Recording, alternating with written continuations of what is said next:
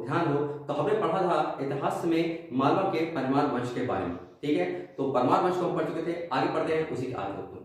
बात करें हम तो अगला वंश जो हम पढ़ने वाले हैं तो वो है वाकाटक वंश। वाकाटक वंश के संदर्भ में केवल हमको कुछ बातें ध्यान रखनी है, और वह एकमात्र बात है कि इसका जो क्षेत्र था विस्तार वह नर्मदा के दक्षिण तट पर देखने को मिलता है, ठीक है। नर्मदा नदी का विस्तार जिसके आप जानते हैं पश्चिम पूर्व दिशा से पश्चिम की ओर बहती है, तो उसी के दक्षिण की तरफ आप जाएंगे तब आपको वाकाटक वंश का प्रभुत्व देखने को मिलता है दोस्तों। नेक्स्ट है परिव्राजक वंश, ठीक। परिव्राजक वंश या इसी को आप उत्कल वंश के नाम से भी जानते हैं, और इसके अगर मैं बात करूं तो इसका क्षेत्र कहां था, पन्ना बुंदेलखंड का जो इलाका है पन्ना वाला, उस रीजन में इस वंश का क्षेत्र था।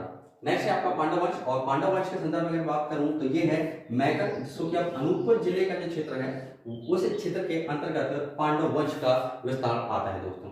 नेक्स्ट है आपका गुर्जर और प्रतिहार वंश। गुर्जर प्रतिहार वंश के मुख्य रूप से मूलतः बात करें तो यह वंश आपको राजस्थान में देखने को मिलता है, या मूलतः राजस्थान में इसकी प्रवृत्ति होती है, उत्पत्ति है, लेकिन इसकी एक शाखा जो है उज्जैनी या वर्तमान उज्जैन में देखने को मिलती है दोस्तों। नेक्स्ट पढ़ते हैं हम चंदेल वंश के बारे में। चंदेल वंश काफी महत्वपूर्ण वंश रहा है, और इतिहास की दृष्टि से इससे कई बार क्वेश्चन भी आते हैं, तो थोड़ा सा इंपॉर्टेंट लग रहा है। देखिए इसी को आप जयजाक भुक्ति, क्योंकि राजा थे जयजाक नाम के, उन्हीं के ऊपर पड़ा, और ये बुंदेलखंड के क्षेत्र में इस वंश का प्रभुत्व रहा है, ठीक। संस्थापक की बात करें तो इसका संस्थापक जो थे उसका नाम क्या था, नन्नुक। नन्नुक इस वंश के संस्थापक रहे हैं। और राजधानी अगर मैं बात करूं चंदेल वंश की, तो उन्होंने अपनी राजधानी किसको बनाया था, खजुराहो को अपनी राजधानी बनाया था दोस्तों। इसी के संदर्भ में बात करेंगे हम राजा हर्ष के बाद इनका एक पुत्र यशोवर्मन गद्दी पर बैठा, ठीक। चंदेल वंश के एक राजा हुए प्रतापी राजा, जिनका नाम क्या था, राजा हर्षवर्धन। हर्षवर्धन के एक पुत्र थे यशोवर्मन, जो उनकी गद्दी पर बैठे, जिन्होंने क्या किया, कन्नौज के प्रतिहारों को समाप्त किया और राष्ट्रकूटों से कलिंजर दुर्ग को जीता दोस्तों, ठीक। तो प्रतिहारों के शासन को उस यशोवर्मन राजा ने समाप्त किया, और राष्ट्रकूटों से दोबारा से कलिंजर दुर्ग का अधिग्रहण भी कर लिया दोस्तों। कलिंजर दुर्ग से क्वेश्चन इतिहास में पूछा गया है, तो इसको पॉइंट को आप नोट करके चलिए दोस्तों। राजा यशोवर्मन के संदर्भ में और कुछ भी बातें निकलकर यहाँ पर आती हैं जो कि महत्वपूर्ण है दोस्तों, तो उनको देखिए।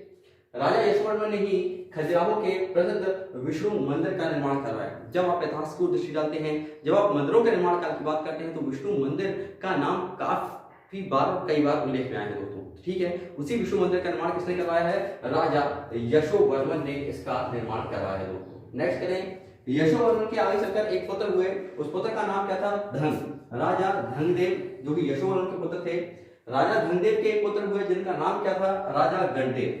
क्या नाम था, राजा गणदेव उनके पुत्र हुए, जिन्होंने खजुराहो में जगदम्बी नामक वैष्णव मंदिर का निर्माण करवाया दोस्तों, ठीक। क्या किया इन्होंने, जगदम्बी नामक वैष्णव मंदिर का निर्माण करवाया राजा धनदेव ने, और चित्रगुप्त तथा सूर्य मंदिर का निर्माण भी राजा धनदेव ने या राजा गणदेव ने करवाया। ये चित्रगुप्त मंदिर और सूर्य मंदिर काफी महत्वपूर्ण है, जो कि खजुराहो से पूछा जाता है दोस्तों। तो इसके निर्माणकर्ता का अगर नाम आएगा तो राजा गणदेव ही इसके निर्माण करता होंगे। नेक्स्ट चलिए, इसी काल में फिर अगले राजा जो आते हैं, जो अगले हमको राजा पढ़ने हैं, वह है राजा विद्याधर, ठीक। इन्हीं के वंशज रहे हैं। तो राजा विद्याधर की हम बात करें, 1017 से 1029 इनका शासनकाल रहा है। एकमात्र ऐसे राजा रहे हैं भाई जिन्होंने जो मध्यकालीन के समय मुगल आक्रमण हुए थे उनका पुरजोर विरोध किया था। ध्यान देंगे, एकमात्र ऐसे राजा हैं जिन्होंने की महमूद गजनवी का पुरजोर और काफी हद तक बहुत ज्यादा विरोध किया था,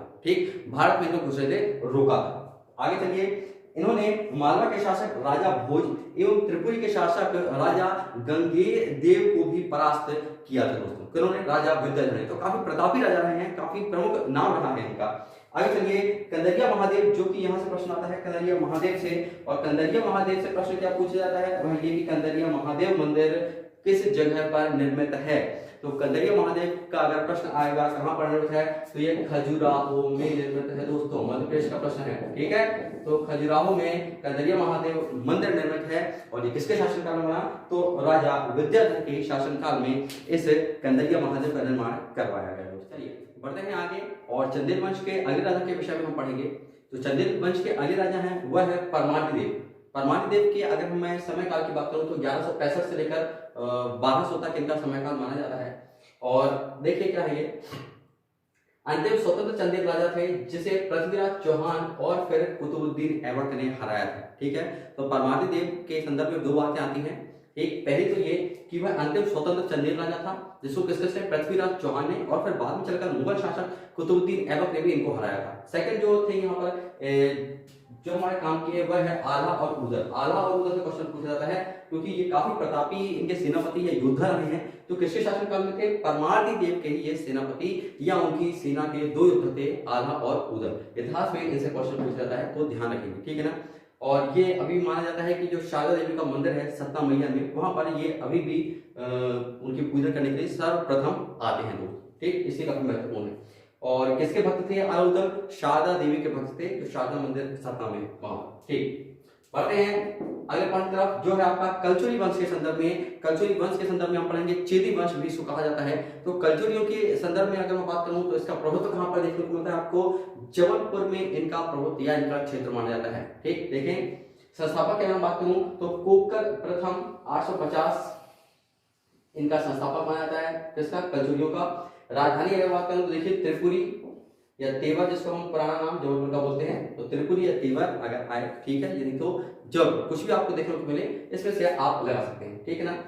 आगे क्या है, इस राज्य का पतन होने के बाद इस पर मुस्लिम शासन स्थापित हो गया तथा अंततः ये यानी कि कलचुरी साम्राज्य किसमें, दिल्ली सल्तनत में इसको शामिल कर लिया गया या दिल्ली सल्तनत में ये शामिल हो गया दोस्तों। इसके बाद कुछ छोटे और राजवंश हैं जिनसे कि आपको प्रश्न आ सकता है, उनको हम देख लेते हैं। चलिए बात करते हैं कुछ छोटे राजवंशों से संदर्भ में। आठवां है उच्चकल्प राजवंश, जो कि उचेहरा सतना के निकट है, वहां पर इसका साम्राज्य विस्तार था। और यहाँ से आपको दो अभिलेख प्राप्त हुए, एक खो एवं उचेहरा अभिलेख, ये दो अभिलेख यहाँ से प्राप्त हुए।